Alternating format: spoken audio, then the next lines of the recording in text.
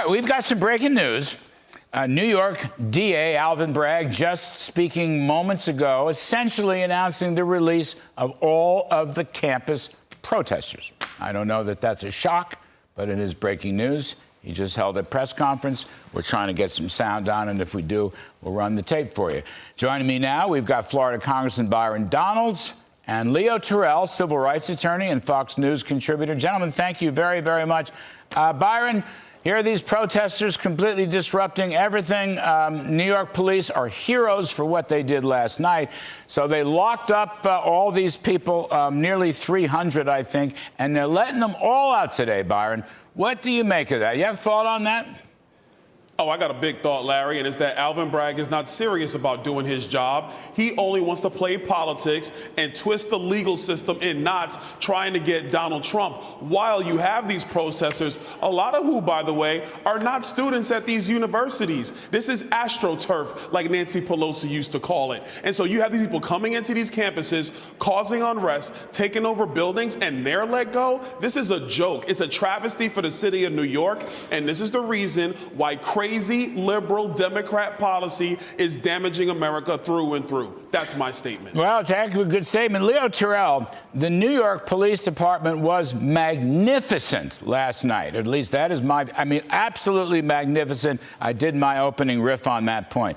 And now here we go. Every one of these kids is going to be released. By the by, I was just looking at stuff. I don't know what the charges were, but you've got, when they took over Hamilton Hall, for example, breaking and entering, trespassing, destroying private property. I probably could think of other things. And they're all getting off scot-free. Scot-free, a bench warrants or little tickets, stuff like that, released on future summons. What do you make of this, Leo?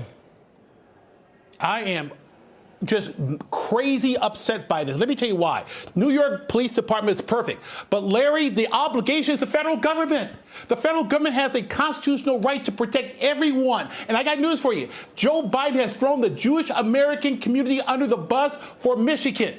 Larry, this is 1950 and 1960 all over again. The kids were not Jewish. They were black kids that were being denied an education. I'm going to tell you this right now. Title VI, 1964, we stopped the federal funding to these colleges and universities. We investigate the hate crimes that are going on.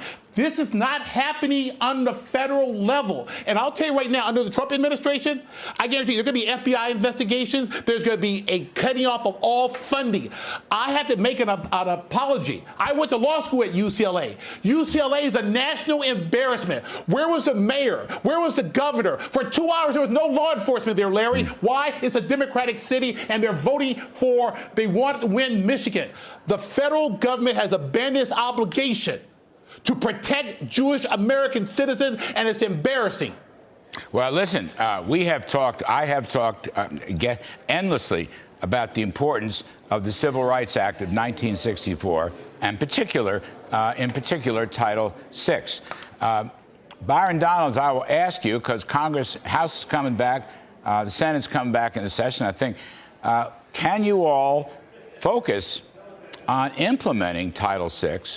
Because that would undermine the funding for these rogue universities. And I will call them rogue universities because they're tolerating hate crimes, anti-Semitic hate crimes and hate actions.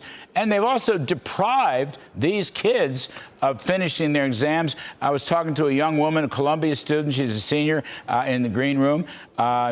She might not get her diploma because of these disruptions. So the question I ask, Byron, is can the House, I don't know that we need new legislation. I'm just saying implement that great Civil Rights Act, which really was one of the most amazing achievements in this country.